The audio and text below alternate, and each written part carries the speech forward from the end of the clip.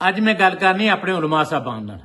ਜਦੋਂ ਦੇ ਅਸੀਂ ਜੰਮੇ ਤੋਂ ਹੋਸ਼ ਸੰਭਾਲੀਆਂ ਸਾਨੂੰ ਦੋ ਗੱਲਾਂ ਦੱਸੀਆਂ ਤੁਸੀਂ। ਨੰਬਰ 1 ਦੱਸਿਆ ਹੈ ਤੁਸੀਂ ਕਿ ਦੁਆ ਮੰਗੋ ਇੰਡੀਆ ਦੀ ਤੋਪਾਂ 'ਚ ਕੀੜੇ ਪਾ ਦੇਵੇ ਅੱਲਾ। ਅਸੀਂ ਤੁਹਾਡੇ ਮਗਰ ਮੰਨਦੇ ਰਹੇ ਕਿ ਸ਼ਾਇਦ ਕੀੜੇ ਪੈ ਹੀ ਜਾਂਦੇ ਇਸ ਤਰ੍ਹਾਂ। ਫਿਰ ਤੁਸੀਂ ਜਦੋਂ ਦੇ ਅਸੀਂ ਹੋਸ਼ ਸੰਭਾਲੀਏ ਤੁਸੀਂ ਇੱਕੋ ਗੱਲ ਦੱਸੀ ਹੈ ਕਿ ਇਸਰਾਇਲ ਨਾਸੂਰ ਹੈ, ਇਸਰਾਇਲ ਦਾ ਵਜੂਦ ਮਿਟ ਜਾਣਾ ਚਾਹੀਦਾ, ਯਾ ਅੱਲਾ ਇਸਰਾਇਲ ਨੂੰ ਬਰਬਾਦ ਕਰ ਦੇ। ਫਿਰ ਅਸੀਂ ਸੁਣਿਆ ਤੇ ਫਿਰ ਫਤਵੇ ਮੌਲਾਨਾ ਫਜ਼ਲ ਰਹਿਮਾਨ ਨੇ ਇਮਰਾਨ ਖਾਨ ਨੂੰ ਕਹਿ ਦਿੱਤਾ ਕਿ ਯਹੂਦੀ ਏਜੰਟ ਹੈ। ਜਿਹਨੂੰ ਯਹੂਦੀ ਏਜੰਟ ਆਖ ਦਿਓ ਉਹ ਜਿਹੜਾ ਨਾ ਉਹ ਬਰਬਾਦ ਹੋ ਜਾਂਦਾ ਸੀ। ਫਿਰ ਪਤਾ ਲੱਗਿਆ ਕਿ ਮੌਲਾਨਾ ਫਜ਼ਲ ਰਹਿਮਾਨ ਸਾਹਿਬ ਜਿਹੜੇ ਨੇ ਇੰਨੇ ਕਹਿੰਦੇ ਮੈਂ ਇਤਨਾ ਬੜਾ ਆਲਮ ਹੈ, ਇਹਨਾਂ ਦਾ ਨੁਮਾਇੰਦਾ ਇਸਰਾਇਲ ਹੋ ਕੇ ਆਇਆ, ਦੌਰਾ ਕਰਕੇ ਆਇਆ। ਫਿਰ ਸਾਨੂੰ ਇਹ ਪਤਾ ਲੱਗਾ ਦਰੋਗ ਬਰਗਰਦ ਨੇ ਰਾਵੀ ਕਿ ਵੀ ਇਮਰਾਨ ਜਿਹੜੇ ਨਵਾਜ਼ ਸ਼ਰੀਫ ਹੋਰੀ ਨੇ ਇਹਨਾਂ ਦੇ ਇਸਰਾਇਲ ਨਾਲ ਬੜੇ ਗਹਿਰੇ ਤਲਕਾਤ ਨੇ, ਜਿਵੇਂ ਕਿ ਲੋਕਾਂ ਨੂੰ ਦੱਸਿਆ ਇਲਜ਼ਾਮ ਆ। ਔਰ ਇਹਨਾਂ ਨੇ ਆਪਣੀਆਂ ਫੈਕਟਰੀਆਂ ਦੇ ਸਮਾਨ ਉੱਥੋਂ ਲਏ ਤੇ ਫੈਕਟਰੀਆਂ ਖਰੀਦੀਆਂ ਤੇ ਵਗੈਰਾ ਵਗੈਰਾ ਵਗੈਰਾ। ਉਹਨਾਂ ਦੀ ਕਿਸੇ ਨੇ ਆਣ ਕੇ ਸਾਡੇ ਸਾਹਮਣੇ ਕੋਈ ਤਰਦੀਦ ਨਹੀਂ ਕੀਤੀ ਕਿ ਇਹ ਝੂਠ ਮਾਰਨ ਰਹੇ ਨੇ, ਕਿਸੇ ਨੇ ਵੀ। ਮੌਲਾਨਾ ਫਜ਼ਲ ਰਹਿਮਾਨ ਨੇ ਬਲਕਿ ਮੰਨਿਆ ਬਰਮਲਾ। ਉਹਨੂੰ ਕਿਸੇ ਨੇ ਪੁੱਛਿਆ ਕਿ ਇਹ ਦੱਸ ਕਿ ਤੂੰ ਤੇ ਇਮਰਾਨ ਖਾਨ ਨੂੰ ਕਹਿੰਦਾ ਸੀ ਯਹੂਦੀ ਏਜੰਟ ਹੈ, ਤੇ ਹੁਣ ਕਹਿੰਦਾ ਉਹ ਸਿਆਸੀ ਬਿਆਨ ਸੀ। ਤੇ ਹੁਣ ਵੀ 2-3 दिन पहले किसी ने उन्हें पूछा तो उन्हें कहा इस किस्म इन बातों को मत छेड़े, इन बातों को छेड़ने की क्या जरूरत है। हुण आओ तुसी सानू इस बने लाया, सानू उस बने ला के सानू एक होर गल तुसी पढ़ाई कि पाकिस्तान अल्लाह ने बनाया। तुसी ये कहंदे सी सानू पाकिस्तान ने अल्लाह ने बनाया। अल्लाह बनाउंदा है? असीं एडे नेक लोग सन कि साडे ते इन्नी रहमत करदा कि आओ भी तुहानू एक पाकिस्तान लै देंदा। जे साडे ते सानू रब बना के दिंदा आप अपने हत्थी रब की बनाई को तोड़ सकता सी। ते फिर वो पता लग्या कि भी ये भी साडे नाल धोखा करन डया ते ये ते सियासी तकसीम सी ते हिंदुस्तान दी ते अंग्रेज दी लोड़ सी ते कायदे आदम साडा लीडर सी जिन्हें वंड कीती ते वंड दे अखीरली रात खुद ये एडमिटेड फैक्ट है, हर कोई मनदा है। हत्ता कि सिख साडे नाल बहुत करीब ने, असीं सिखां नाल प्यार करदे, सिख भी मनदे आ कि आखिरी रात जाके रैड कल्फ अवार्ड दे विच तब्दीली करवाई जाके नेहरू ने ते इन्हां सारियां रल के सिख सरदारां ने, मास्टर तारा सिंह ने खुद मनदे आ। असीं वी लव द सिक्स, लेकिन सिख खुद मनदे आ जदों कि असीं रात नूं जाके, वरना ते अटारी तक सी पाकिस्तान ते यह 3-4 जिले कटवाए मनदे। अच्छा हुण ये तुहानूं मैं जिहड़ी मैं तां गल कर रहा अपने सिख भरावां दे बारे च मैं गल तां कीती है ते तुहाडे नाल भी मैं गल तां कर रहा कि सानू तुसी इक्को ही सबक दसिया कि ये अल्लाह ने बनाई रियासत ते असीं मान लई तुहाडी गल। 1971 जब टुट गई सानू पता लगा तुसी झूठ बोलदे हो। ये सियासी रियासत सी, अल्लाह ने नहीं बनाई सी। हाँ ये ठीक है कि लोगों ने ये कहा कि भी असी इस्लाम दे मुसलमान ते हिंदू कट्ठे नहीं रह सकते। एक दो कौमी नजरिए की गल बिल्कुल सही है, लेकिन ना इत्थे इस्लामी कानून बनया, ना इस्लाम नाफज होया, ना हजरत कायदे आज़म ने इस्लाम नाफज किया, ना उस तो बाद अज तक इन्ने सालों किसे कीता, किसे नहीं कीता। ये सारा लीडरां ने साडे नाल धोखा ते फ्रॉड कीता। अगर ये इस्लाम की खातर बनया सी ते साडे नाल बहुत बड़े हाथ होए ने। असीं एक होर गल सुनते आए बचपन तो ही कि भाई 14वीं सदी के जिहड़े उलमा होने ना, उलमाए सू होने, वो बहुत बुरे लोग होने। 14वीं सदी जिहड़ी है दूसरी इस्लामी, हुण 14वीं सदी ते मुक गई, 14वीं सदी लंघ गई। 14वीं सदी के असी उलमा वेख लै, कई वाकई ऐसे वेखे जिन्हों की शक्ल तो वेख के तौबा इस्तगफार नफरत आउंदी सी, जिन्होंने कह सकते शक्लों मोमन करतूतों काफिर। वाकई कई ऐसा टोला सी, एक किसी जमाने च वन सवनियां दाड़ियां, किसी की मेरे वर्गी, किसी की विगी, किसी की टेढ़ी, किसी की किस तरह की अपनी अपनी किस्म दियां, ते वो एक वलैदा जिहा टोला सी, वो सारा शर पसंद आंदा सी उलमा दा। लेकिन साडे बहुते उलमा जिहड़े है ना, जिहड़े टॉप दे उन्हां दे विच मैं वेखिआ छोटियां च भी कि वो अच्छे ने, वो इसलाह करदे ने, इसलाह चाहुंदे। सानू जो नजर आंदा है, सानू अजे भी इतबार है। असीं तुहाडे पिछे जी नमाज नूं पढ़दे हां, जिदन असीं नमाज पढ़नी छड्ड दित्ती असीं तुहानूं फिर सानू तुहाडे ते इतबार नहीं है। अजे तुहाडे ते इतबार है। हाँ मौलाना अशरफी साहब ते सानू इतबार नहीं रहा, क्योंकि कल वो कसमां खा खा के ते ओ इमरान खान की तारीफां करता सी कि इमरान खान तो वड्डा मुजाहिद कोई नहीं। अज वही बंदा कसमां खा खा के ते इमरान खान की मुखालफत करता है ते असीं उहदे पिछे नमाज पढ़ना छड्ड दित्ती। वो इस काबल नहीं है, उहदी इमामत च साडी नमाज नहीं हुंदी। फिर इस तरह के होर किने सानू नहीं नजर आए। लेकिन अगर कोई है ने तो वो सानू दसन ਜਿਹੜੇ ਉਲਮਾ ਨੇ, ਜਿਹੜੇ ਆਪਣੇ ਆਪ ਨੂੰ ਕਹਿੰਦੇ ਆ ਕਿ ਅਸੀਂ ਉਲਮਾ ਹੈ, ਤੇ ਜਿਨ੍ਹਾਂ ਸਾਨੂੰ ਬਚਪਨ ਤੋਂ ਦੱਸਿਆ ਕਿ ਪਾਕਿਸਤਾਨ ਨੂੰ ਅੱਲਾ ਨੇ ਬਣਾਇਆ, ਤੇ ਜਿਨ੍ਹਾਂ ਇਹ ਦੱਸਿਆ ਕਿ ਇਹ ਟੁੱਟ ਨਹੀਂ ਸਕਦਾ ਕਿਉਂਕਿ ਅੱਲਾ ਨੇ ਬਣਾਇਆ, ਤੇ ਜਿਨ੍ਹਾਂ ਨੇ ਸਾਨੂੰ ਇਹ ਦੱਸਿਆ ਕਿ ਇਸਰਾਇਲ ਦੀਆਂ ਇੰਡੀਆ ਦੀਆਂ ਤੋਪਾਂ 'ਚ ਕੀੜੇ ਪੈ ਜਾਂਦੇ ਆ, ਬਦਦੁਆ ਦਿੱਤਾ, ਤੇ ਜਿਨ੍ਹਾਂ ਇਹ ਦੱਸਿਆ ਕਿ ਇਸਰਾਇਲ ਨੇ ਇਸ ਤੋਂ ਨਬੂਦ ਹੋਣਾ, ਉਹ ਸਾਨੂੰ ਦੱਸਣ ਨਾ ਕਿ ਹੁਣ ਕਿਹੜੇ ਪਾਸੇ ਹੋ। ਸਾਨੂੰ ਦੱਸਣ, ਸਾਨੂੰ ਦਲੀਲ ਦੇਣ ਕਿ ਬਈ ਹੁਣ ਇਹ ਜੱਗ ਫੈਲਾਉਣਾ ਸ਼ੁਰੂ ਕੀਤੀ ਸੀ। ਇਹ ਅਮਰੀਕਾ ਨੇ ਤੇ ਇਸਰਾਇਲ ਨੇ ਈਰਾਨ ਤੇ ਹਮਲਾ ਕੀਤਾ ਸੀ ਇੱਕ ਵਾਰੀ, ਫਿਰ ਉਹਨਾਂ ਨੇ, ਅਮਰੀਕਾ ਨੇ ਕਿਹਾ ਜੀ ਮੈਂ ਤੇ ਸਭ ਕੁਝ ਸਬਾਹ ਬਰਬਾਦ ਕਰਤਾ, ਈਰਾਨ ਦੇ ਪੱਲੇ ਕੋਈ ਸ਼ੈ ਨਹੀਂ ਰਹਿ ਗਈ, ਉਹਦਾ ਸਿਲਸਿਲਾ ਹੀ ਮੁਕਾਤਾ। ਫਿਰ ਉਸ ਤੋਂ ਬਾਅਦ ਮਹੀਨੇ ਬਾਅਦ ਗੱਲਬਾਤ ਸ਼ੁਰੂ ਹੋ ਗਈ, ਮੁਜ਼ਾਕਰਾ ਸ਼ੁਰੂ ਹੋ ਗਈ, ਫਿਰ ਮੁਜ਼ਾਕਰਾ ਦੇ ਵਿੱਚ ਹੀ ਬੇਈਮਾਨੀ ਕਰਕੇ ਉਹਨਾਂ ਤੇ ਹਮਲਾ ਕਰ ਦਿੱਤਾ। ਫਿਰ ਉਸ ਹਮਲੇ ਤੋਂ ਬਾਅਦ ਹੁਣ ਕਈ ਵਾਰੀ ਟਰੰਪ ਇਹ ਕਹਿ ਚੁੱਕਾ 20 30 40 ਵਾਰੀ ਹੈ, ਤੇ ਉਹ ਮਤਲਬ ਬਹੁਤ ਬੜਾ ਕਾਜ਼ਬ ਹੈ, ਝੂਠ ਬੋਲਦਾ ਰਾਤ ਨੂੰ ਉਹ ਦੁਪਹਿਰੇ ਹੋਰ ਤੇ ਸ਼ਾਮ ਨੂੰ ਹੋਰ, ਪਰ ਉਹਨੇ ਕਿਹਾ ਕਿ ਮੈਂ ਤੇ ਈਰਾਨ ਦਾ ਰਹਿਣ ਹੀ ਕੁਛ ਨਹੀਂ ਦਿੱਤਾ, ਨਾ ਕੋਈ ਨੇਵੀ ਹੈ, ਨਾ ਕੋਈ 에ਅਰ ਫੋਰਸ ਹੈ, ਨਾ ਕੋਈ ਅੱਡੇ ਹੈ, ਨਾ ਕੋਈ ਉਹਦਾ ਡਿਫੈਂਸ ਵੀ ਖਤਮ ਹੈ, ਹਰ ਚੀਜ਼ ਖਤਮ ਹੈ। ਰੋਜ਼ ਕਹਿੰਦਾ ਹਰ ਚੀਜ਼ ਖਤਮ, ਹਮਨੇ ਸਭ ਕੁਝ ਬਰਬਾਦ ਕਰ ਦਿੱਤਾ ਸੀ। ਜਦੋਂ ਸਭ ਕੁਝ ਬਰਬਾਦ ਕਰਤਾ ਫਿਰ ਜੰਗ ਕਿਉਂ ਲੱਗੀ ਹੈ? ਤੇ ਜੇ ਜੰਗ ਲੱਗੀ ਹੈ ਤੇ ਤੁਸੀਂ ਹੁਣ ਕੀ ਕਰਨ ਵਾਲੇ? ਕਿਤੇ ਬਾਅਦ ਸਾਨੂੰ ਦੱਸੋ, ਸਾਨੂੰ ਸਮਝਾਓ। ਹਕੂਮਤ ਦੀ ਨਹੀਂ, ਮੈਂ ਫੌਜ ਦੀ ਨਹੀਂ ਮੈਂ ਗੱਲ ਕਰਦਾ, ਹਕੂਮਤ ਦੀ ਨਹੀਂ ਗੱਲ, ਜਿਹੜੇ ਫੌਜ ਆ ਉਹਨੂੰ ਪਤਾ ਹੁੰਦਾ, ਜਾਂ ਹਕੂਮਤ ਆ ਜਿਹੜੀ ਇਹ 47 ਵਾਲੀ ਹਕੂਮਤ ਨੂੰ ਮੈਂ ਹਕੂਮਤ ਨਹੀਂ ਮੰਨਦੇ, ਅਸੀਂ ਕਿਉਂ ਮੰਨ ਲਈਏ 47? ਫਿਰ ਤੇ ਸਭ ਕੁਝ ਹੀ ਠੀਕ ਹੋ ਗਿਆ। ਚਲੋ ਜਿਹੜੇ ਮੁਲਕ ਦਾ ਡਿਫੈਂਸ ਕਰ ਰਹੇ ਨੇ ਫੌਜ, ਉਹਨਾਂ ਨੂੰ ਪਤਾ ਹੈ ਕਿ ਮੁਲਕ ਦੀ ਖਾਤਰ ਜਿਹੜਾ ਨਾ, ਉਹਨਾਂ ਨੇ ਮੁਲਕ ਦੀ ਖਾਤਰ ਫੈਸਲਾ ਕਰਨਾ ਕੀ ਕਰਨਾ, ਪਰ ਅਸੀਂ ਉਹਨਾਂ ਨੂੰ ਨਹੀਂ ਪੁੱਛਣਾ, ਨਾ ਪੁੱਛ ਸਕਦੇ, ਨਾ ਸਾਡੀ ਅਪਰੋਚ ਹੈ, ਨਾ ਸਾਡਾ ਰਾਈਟ ਹੈ, ਨਾ ਉਹ ਸਿਆਸੀ ਬੰਦੇ ਨੇ ਜਿਨ੍ਹਾਂ ਨੂੰ ਅਸੀਂ ਆ ਜਾ ਕੇ ਤਕਰੀਰ ਕਰਕੇ ਆਖੀਏ। ਉਹ ਇੱਕ ਅਦਾਰਾ ਹੈ, ਡਿਸਪਲਿਨਡ ਅਦਾਰਾ ਹੈ, ਉਹ ਇੱਕ ਦੇ ਬਾਅਦ ਦੂਸਰਾ, ਦੂਸਰੇ ਬਾਅਦ ਤੀਸਰਾ ਆਉਂਦਾ, ਉਹਨਾਂ ਨੂੰ ਅਸੀਂ ਕਿਉਂ ਪੁੱਛੀਏ? ਅਸੀਂ ਤੁਹਾਨੂੰ ਪੁੱਛਦੇ ਜਿਨ੍ਹਾਂ ਸਾਨੂੰ ਪੁੱਠੇ ਪਾਸੇ ਲਾਇਆ ਸਾਰੀ ਉਮਰ, ਤੇ ਹੁਣ ਵੀ ਲਾਉਣ ਡਏ ਹੋ।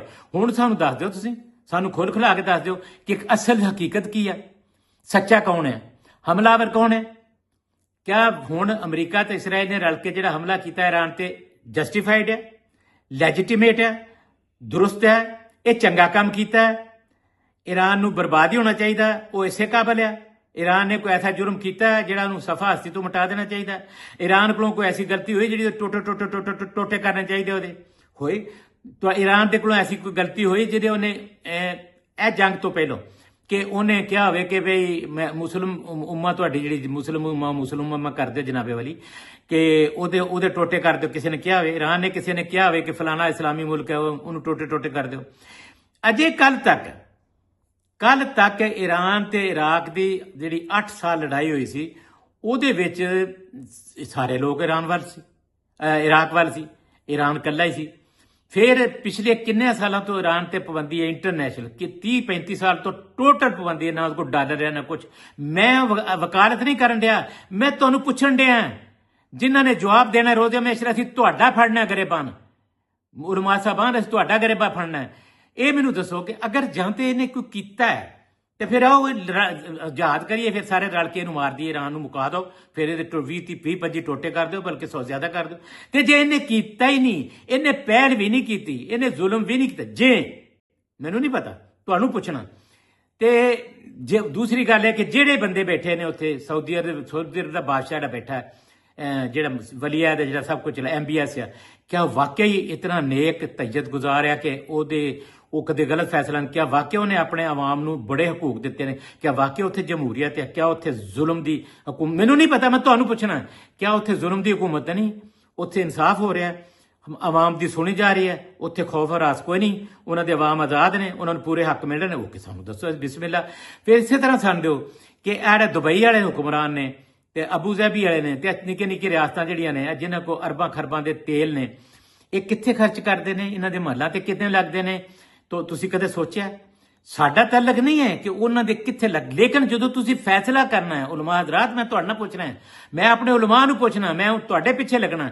ਮੈਂ ਪੁੱਛਦਾ ਹਾਂ ਕਿ ਜਦੋਂ ਤੁਸੀਂ ਇਹ ਫੈਸਲੇ ਕਰਦੇ ਹੋ, ਇਹ ਨਹੀਂ ਵੇਖਦੇ ਜੇ ਬਈ ਅਬੂ ਜ਼ੈਬੀ ਵਾਲਾ ਹੁਕਮਰਾਨ ਦੇ ਕਿੰਨੇ ਮਹੱਲੇ ਤੇ ਕੀ ਯਾਸ਼ੀਆਂ ਕਰਦੇ, ਤੇ ਇੱਥੇ ਹੁਰਨਾਬਾਦ ਤੇ ਫੋਟਾਬਾਦ ਤੇ ਰਹੀਮਯਾਰ ਖਾਂ ਤੇ ਆਣ ਕੇ ਜਿਹੜੇ ਸ਼ਿਕਾਰ ਖੇਡਦੇ ਨੇ, ਤੇ ਕਿਸ ਤਰ੍ਹਾਂ ਉਹਨਾਂ ਨੇ ਸਲਤਨਤਾਂ ਬਣਾਈਆਂ, ਤੇ ਉਹਨਾਂ ਦੇ ਸ਼ਿਕਾਰਾਂ ਵਾਸਤੇ ਕੀ ਬੰਦੋਬਸਤ ਹੁੰਦੇ ਨੇ। ਅਗਰ ਉਹ ਸਹੀ ਕਰਦੇ ਨੇ ਸਾਰਾ ਕੁਝ, ਸਾਡੇ ਕਿਵੇਂ ਹੁਕਮਰਾਨ ਵੇਚਦੇ ਜਾਂਦੇ ਨੇ ਉਹਨਾਂ ਦੇ ਥੱਲੇ?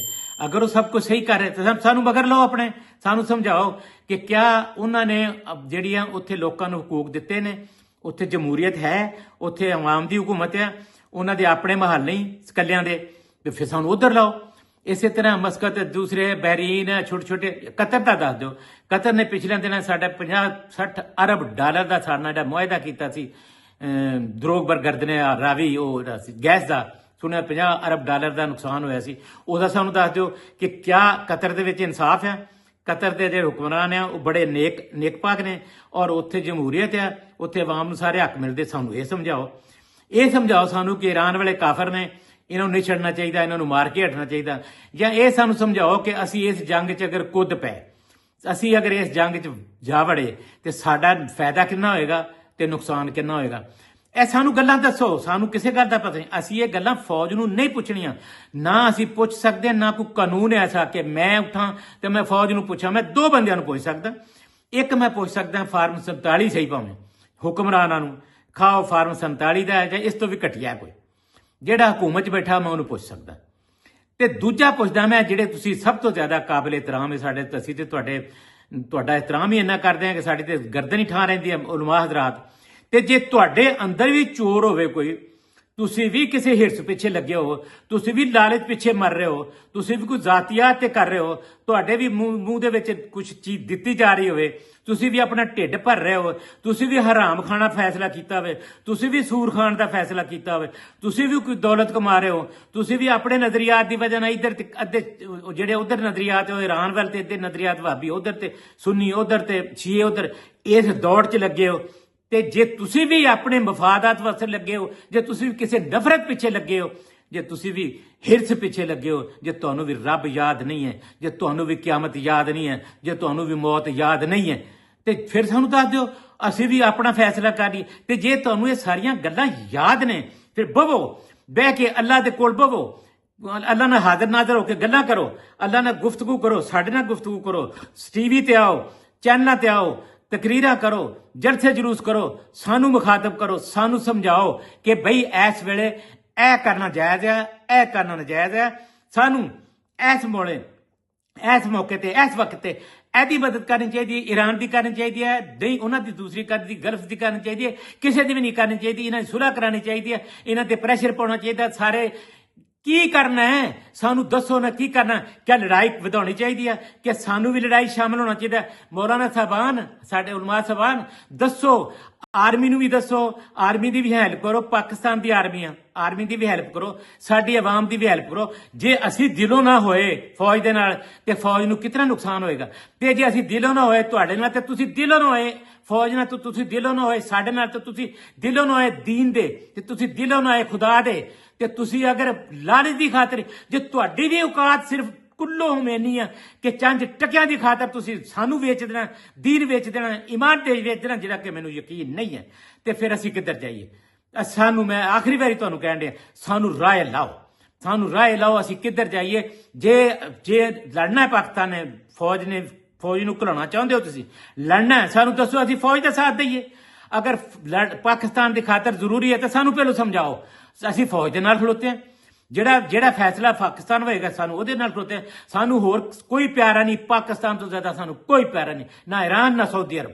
ਪਰ ਤੁਸੀਂ ਦੱਸੋ ਨਾ, ਹੱਕ ਸੱਚ ਦੀ ਦੱਸੋ ਨਾ ਫੌਜ ਨਾਲ ਹੇਰਾਫੇਰੀ ਕਰੋ, ਖੁਸ਼ਾਮਦ ਚਾਹੋ, ਨਾ ਸਾਡੇ ਨਾਲ ਬਦਦਿਆਮਤੀ ਕਰੋ। ਜੋ ਤੁਸੀਂ ਕਰਨਾ ਚਾਹੀਦਾ ਤੁਹਾਨੂੰ ਉਹ ਕਰੋ, ਤੇ ਉਹੀ ਅਸੀਂ ਤੁਹਾਡੇ ਕੋਲ ਉਮੀਦ ਰੱਖਦੇ, ਤੇ ਉਹੀ ਤੁਹਾਨੂੰ ਕਰਨਾ ਚਾਹੀਦਾ, ਤੇ ਉਹੀ ਕਰੋਗੇ। ਤੇ ਵਰਨਾ ਰੋਜ਼ੇ ਮਹਿਸ਼ਰ 'ਚ ਤੁਹਾਡੇ ਤੋਂ ਬੁਰਾ ਕਿਸੇ ਦਾ ਹਾਲ ਨਹੀਂ ਹੋਊਗਾ। ਮੈਂ ਅੱਜ ਵੀ ਕਹਿਣਾ, ਅੱਜ ਅਸੀਂ ਤੁਹਾਨੂੰ ਮੰਨਣ ਨੂੰ ਤਿਆਰ ਹੈ। ਅੱਜ ਇਮਾਨਦਾਰੀ ਨਾਲ ਫੈਸਲਾ ਕਰੋ, ਹਿਰਸ ਤੋਂ ਬਾਹਰ ਨਿਕਲ ਕੇ, ਨਹੀਂ ਤੇ ਸਾਡੇ ਵੀ ਹੱਥ ਖੜੇ ਹੋਣਗੇ ਕਿ ਅੱਲਾਹ ਤਾਲਾ ਜਿਹੜੇ ਉਲਮਾ ਸਾਹਿਬਾਨ ਸਾਨੂੰ ਸੱਚੀ ਨਹੀਂ ਗੱਲ ਦੱਸਦੇ, ਸਾਨੂੰ ਸਿੱਧਾ ਰਾਹ ਨਹੀਂ ਲਾਉਂਦੇ, ਤੂੰ ਉਹਨਾਂ ਦਾ ਬੇੜਾ ਗਰਕ ਕਰਦੇ ਇਸ ਦੁਨੀਆ ਤੇ ਵੀ ਤੇ ਅਗਲੀ ਦੁਨੀਆ ਤੇ ਵੀ।